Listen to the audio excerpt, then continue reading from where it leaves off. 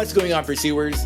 Welcome to The Pursuit of Calling, the podcast that provides you with the strategies and tools needed to successfully discover and pursue your calling. Whether it's through inspiring stories, thought-provoking interviews, or quick, insightful episodes on personal growth and development, we've got you covered. I'm your host, Thomas Carney. Enjoy the episode.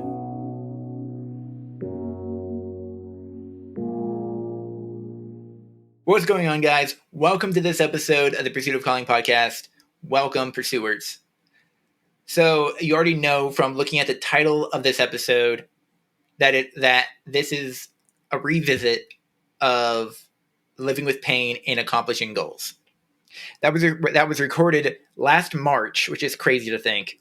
March of 2024, which is over a year ago.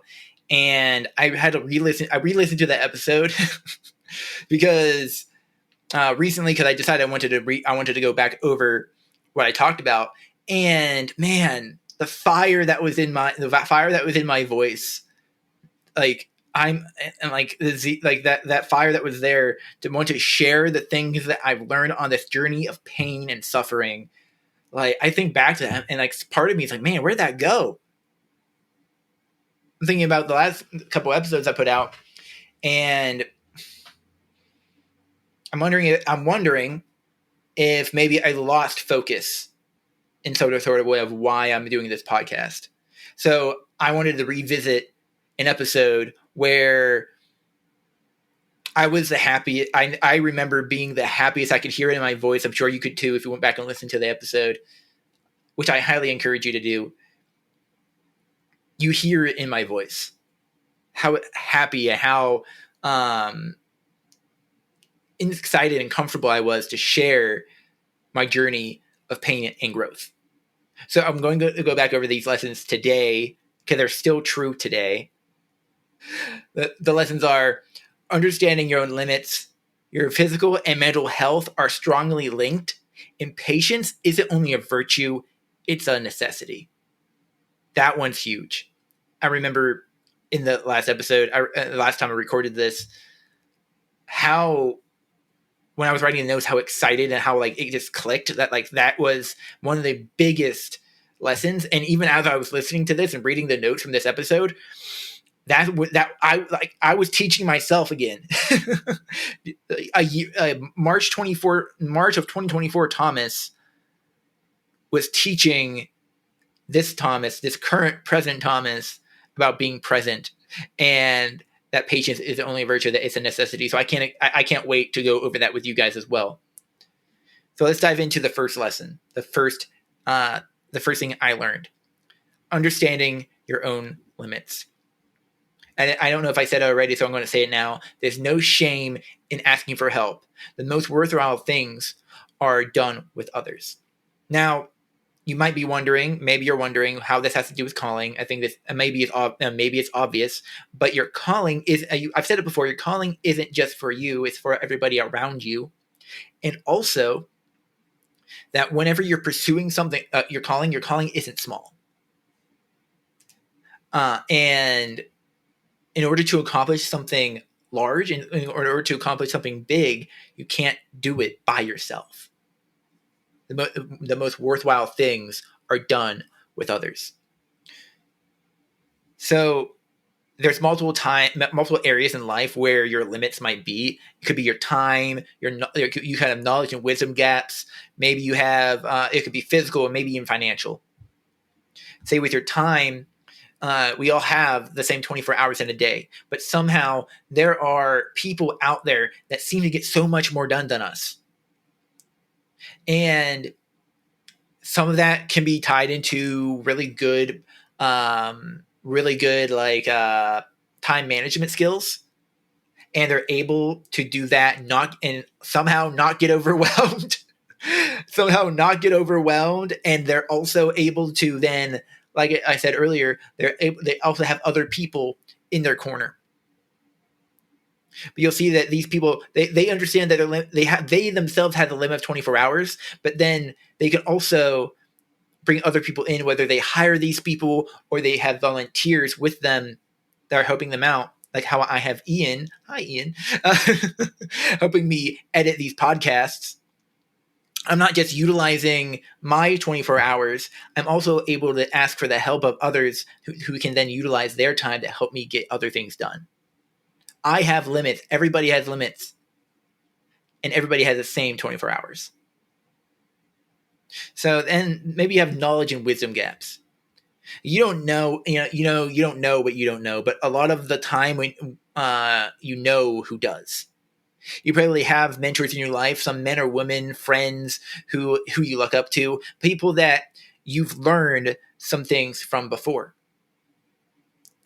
I've learned a lot by just seeking out mentors and asking them questions. There's been many times when during our conversations they teach me something that I wasn't expecting. Like one thing, I don't know if you remember. Like last episode. Last time I recorded this, I recorded this, I listed off all my mentors that I had at the time: Mike Wallace, Ed Newell, Patrick Williams, Jesse Leachy, Jim Fink, Terry Bachner, and there are others. However, I remember this one time with Ed Newell, whenever he was on the episode, of The Pursuit of Calling, we were talking about finances, and we got into the topic of what can you do right now to maybe increase your income. And one of the easiest things he told me was, and this is a great example of something that I highly encourage you to do. One of the things that he told me and told you guys, the audience, was get a high yield savings account. Simple. High yield savings account. It was at 5% at the time with Wealthfront. And I honestly did it either the next day or that week. And I've had it since. And I've made like almost $800 just by letting my money sit. And that was something I wasn't expecting to learn from that. Honestly, I wasn't expecting to learn that. But I was like, but that's why I love having these people that are also in my life that are filled with growth, that are looking to improve, have these hobbies that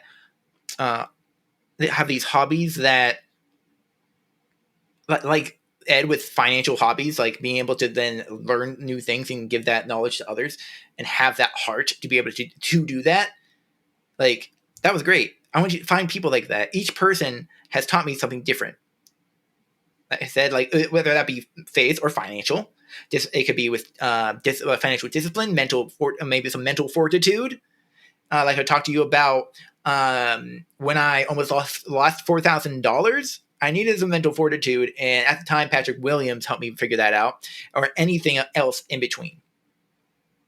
Maybe let's keep moving. Maybe there's some physical limits. Now, this is where I shine. I have some physical limits. I have a condition called muscular dystonia. I have that it limits and gives me pain every single day. If you're new here, well, there you go. I have a condition called muscular dystonia. It's a neurological condition. My muscles kind of contract. My muscles contract. I get pain in my arms, which is why I have these gloves on. If you're watching the video, and pain in my arms up into my neck and sometimes my jaw, my face, and that sucks.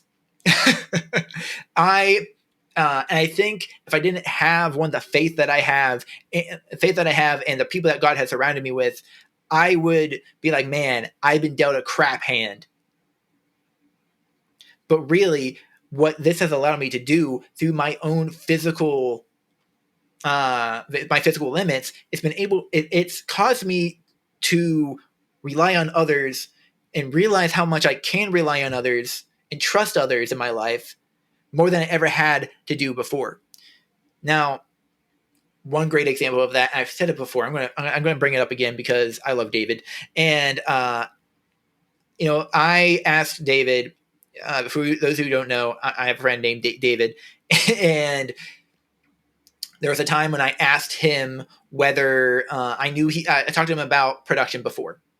I talked to him about production. I talked to him about how I talked about joining the team at our church. And I know I'm talking fast. I'm going to slow down a little bit. And and he showed some interest, right? So there was a day my pain was getting high and I didn't know what my limits were, if I should be doing computer work, if I shouldn't be doing it on the weekend. So I reached out to him like Saturday, and church was on Sunday morning, as it be.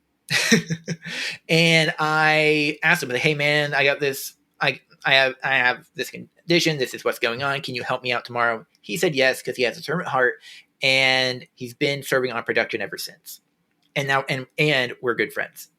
So it's like, as a result, like, God used what like the enemy meant for evil and turned it for good.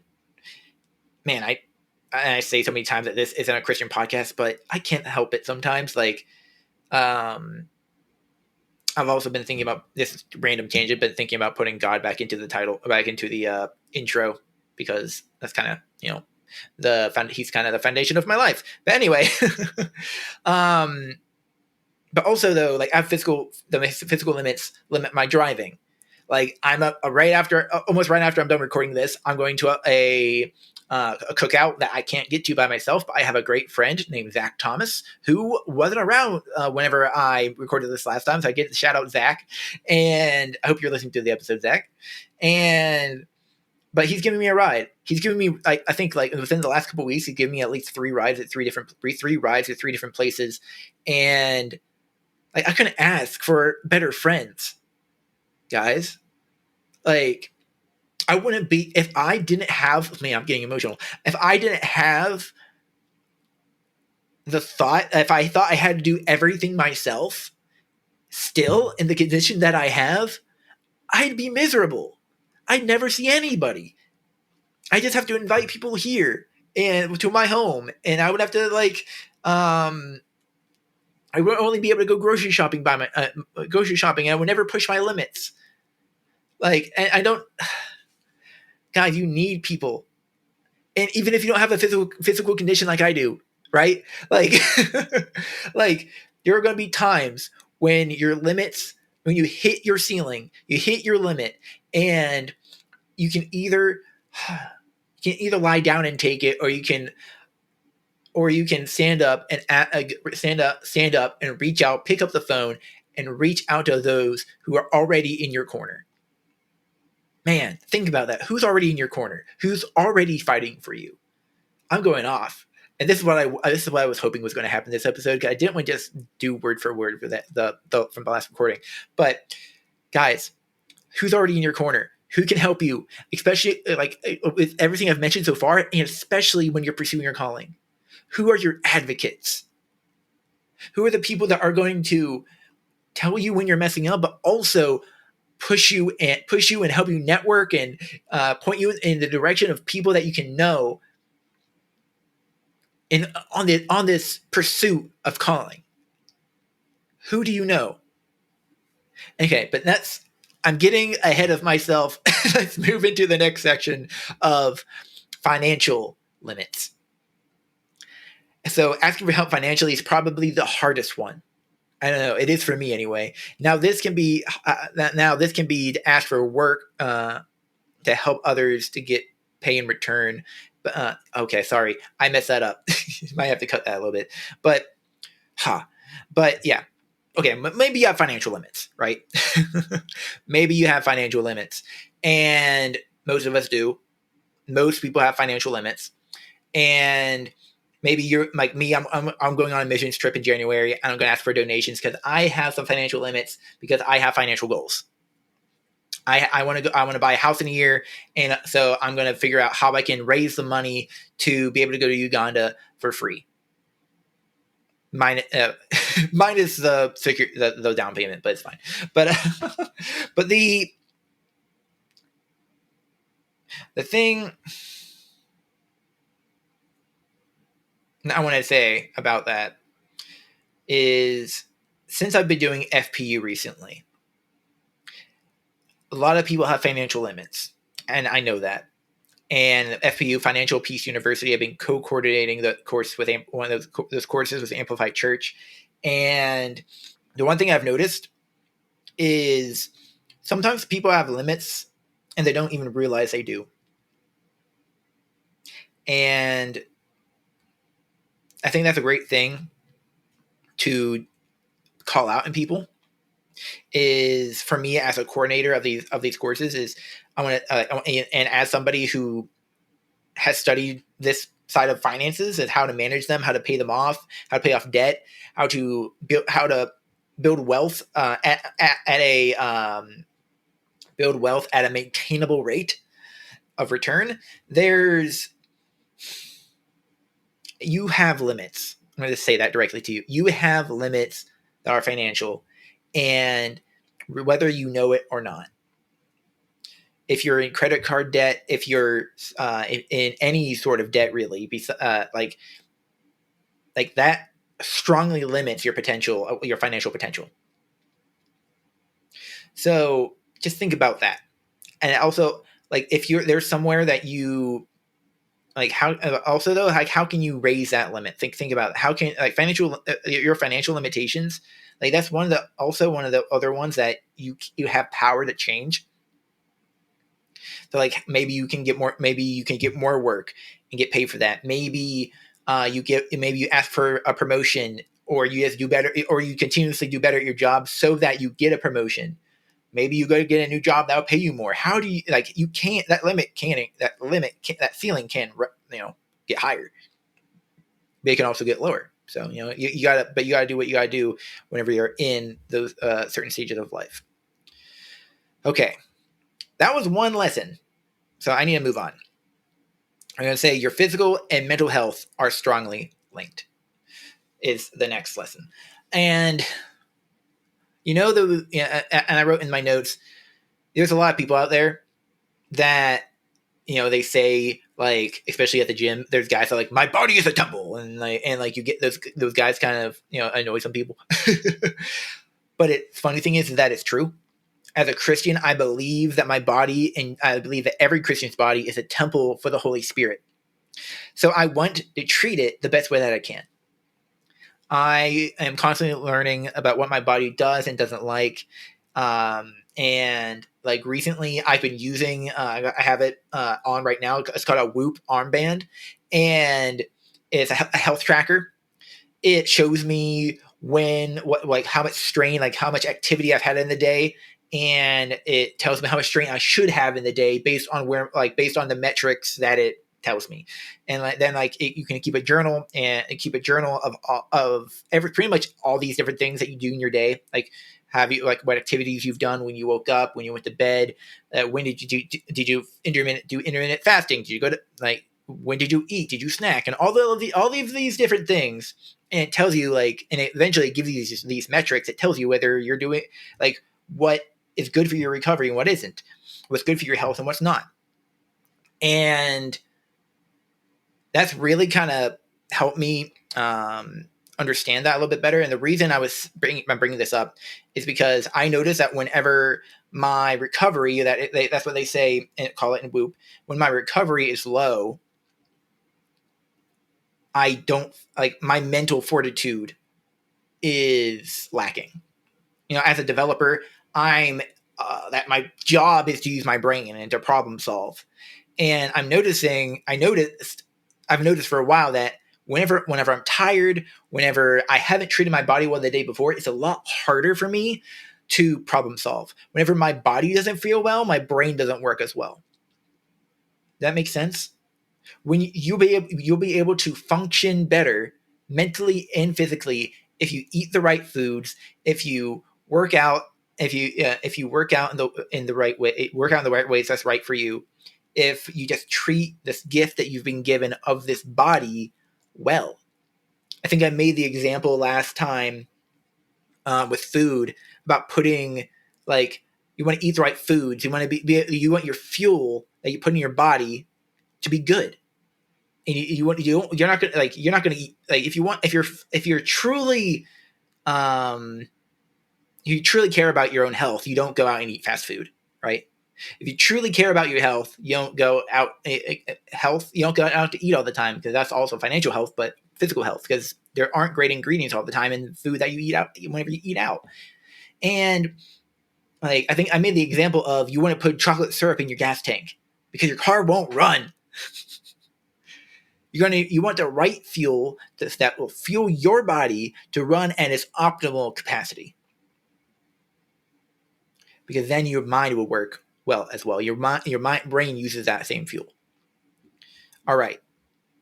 Last lesson. Patience isn't only a virtue, it's a necessity. So waiting is a huge part of life. I've had doctor's appointments months in between where, and actually have a couple coming up after like 6 months because that's just what they do now. And it sucks. Like it sucks. Like it doesn't really feel like those give me anything anymore. But I still go to them because maybe they will. Because like every now and then they give me something, but most of the time, like I say, like it's like 50-50. And these doctor's appointments are like months and months and months apart, and it's hard. And it's but also realizing that it's not just patience in the doctor's appointments. It's also patience in things for you, like diet. Maybe with diet, maybe like you went on diet for a week and you're wondering why you haven't lost as much weight as you wanted yet. Like it's going to take time. Working out, same thing. It's going to take you multiple times to go to the gym to build the muscle that you want to build. Learning something new, you're not going to understand it the first time. You might not even understand it the second time. Maybe you got to read that book 3 times to really understand what the author is saying. And take note. And you got to take notes. Like it's going to take time for you to understand something new. And now, finally, pursuing your calling takes time, and it's a continuous season of your life. Pursuing your calling, it takes time, it takes effort, it takes patience. And now this is the biggest thing that I remember I said in the beginning of this recording that I was going to need to talk about more, because it's something I need to hear. It's something I need to say, because I feel like I've forgotten that patience. That patience is not a virtue, but it's a necessity. That life is a waiting game. We're always waiting for something. And right now I'm waiting to learn and waiting to learn and waiting for clients to come in for my coaching business. I'm waiting to find the people that I'm meant to serve, that I'm called to serve. So maybe if you're in the same boat as me, maybe that you're waiting for people to serve. You don't know who to serve, and you don't know what you're doing in your life. It takes time. If you don't know what your calling is, pray, ask God, take time with Him. If you're not a Christian, I would still encourage you to do that. I would still encourage you to do that, but also for both of you, for both Christians and non-Christians, go ahead and I have a Discover Your Calling planning guide. It just asks some simple questions about like what do you enjoy doing? What are the things like? What do you do? Sorry. What are the things that you do that seem to make time fly? Like things that you love so much that it doesn't really like you don't even notice that you've done it for 2-3 hours. The last thing I have here is when things are at their hardest is when you need to buckle down, grit your teeth, and hold on, even if there's nothing to do but wait. And this waiting is when you can and should be readying yourself for what comes next. Waiting doesn't mean you're doing nothing. It means you're preparing, and that's what I needed to hear. These are notes from like the last time I recorded this episode. Waiting doesn't mean you're doing nothing. It means you're preparing. You're preparing for whatever God has for you next. You're preparing for that doctor's appointment. You're preparing for that next big break, for that raise, for that promotion. You're preparing maybe for your future wife or your future husband. You're preparing and that's why it takes time. Preparation doesn't happen in an instant. There is no such thing as overnight success. It's all about what we're doing behind closed doors by ourselves. How are we buckling down, gritting our teeth, and pushing forward? And now I know that I just said do it by yourself, but you're like, Thomas, you just said you just talked about in the beginning, like how like you need people and all of these things. You just talked about it so much. Why did you say do things by yourself? Because like why would I say that? Why would I say why would I say that? Why would I say do things by yourself? Sorry, I know I'm repeating myself. Because what you do behind closed doors reproduce the fruit of what happens outside of them. I'm going to say that again. What you're doing behind closed doors produces the fruit of what happens outside of those doors. So what you do if you're not around people is going to help you produce even better fruit with the people that you're living life with and pursuing your calling alongside of. So that's what I'm going to leave you with today. I know this was a lot. This was a longer episode, and maybe I'll do a few more episodes to break each piece of this down a little bit more and go into some different detail. Let me know if that'd be worth it. And let me know if that would be worth it. But let me know what you'd be interested in hearing on an episode of the Pursuit of Calling podcast. Maybe you want me to dive into something. Maybe you want me to dive into something I talked about in a little bit more detail specifically. That'd be great to know because it helps me like figure out what my listeners want to hear. And like, I would love to be able to serve you in that way. So go ahead and post that in the comments on YouTube, on Spotify, Apple Podcasts. Leave a review, a 5-star on Spotify, Apple Podcasts, maybe a thumbs up on YouTube. Smash that like button. Oh, that was cringy. But and guys, don't forget to share on social media. And go on, keep pursuing your calling. I'll see you next time.